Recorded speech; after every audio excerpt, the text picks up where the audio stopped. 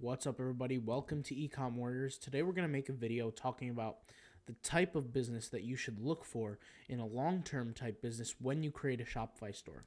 I see a lot of talk about winning products and what products should I sell and how do I find a winning product, and all of that is honestly nonsense.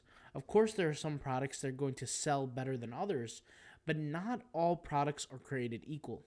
And not all stores are created equal, and that's why some stores have a better chance of success than others. So let's go ahead and take a look at some of the examples of different products here, and let's break down the niches and explain why some niches are better than others for certain individuals.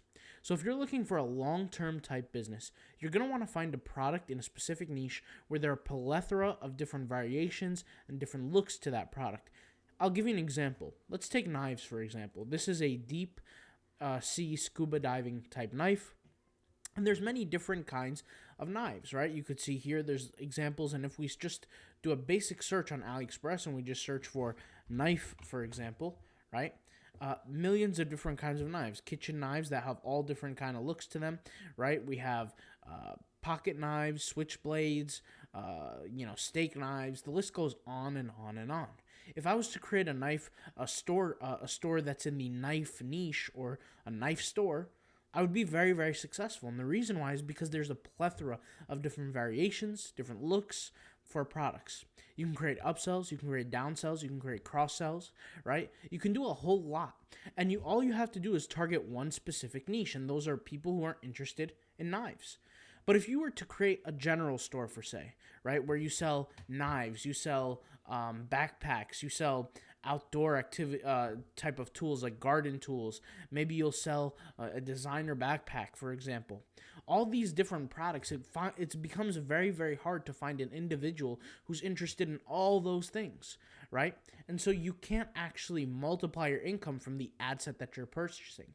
There are many different times where I see an example where I'll create a very niche deep type store, just similar to these knives, for example, and a consumer will buy multiple products because of the niche, right? So for example, let's use the example of fitness clothing. When I had my fitness clothing store before I sold it, I would find that people would be interested because of a certain Instagram post that I created or a certain ad that would feature one specific product.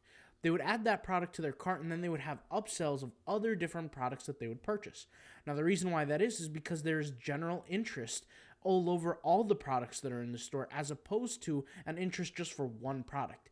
And that's why I tell people, if just because a product is considered a quote-unquote winning product, doesn't necessarily mean it's going to be a winning product for you, right? You have to think of, why is this a winning product? Is it just because there's more demand? Well, there's different products for different men, for different people, right? Let's say this product here, let's just use this product as a butter knife, right? Let's just say the demand goes through the roof, right? And there's millions of people that want it. Just because millions of people that want it doesn't mean you should be selling it.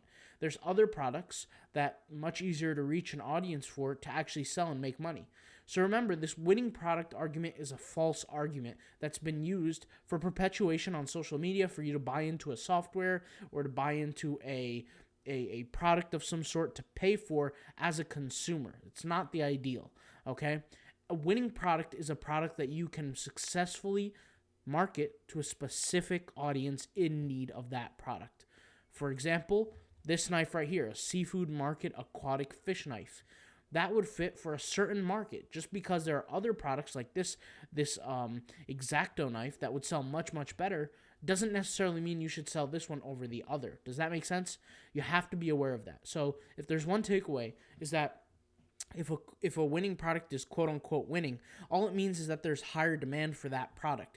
Doesn't necessarily mean that you will succeed with that product. Does that make sense? So look for a product that you can effectively market, and that's a winning product for you.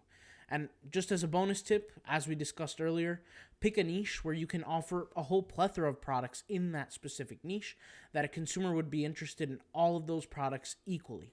Drive traffic to one product and put all the other different variations as upsells and cross-sells to that customer. That's all I got to say for this video. I'll talk to you guys later. Thank you guys for watching. Peace out. Bye.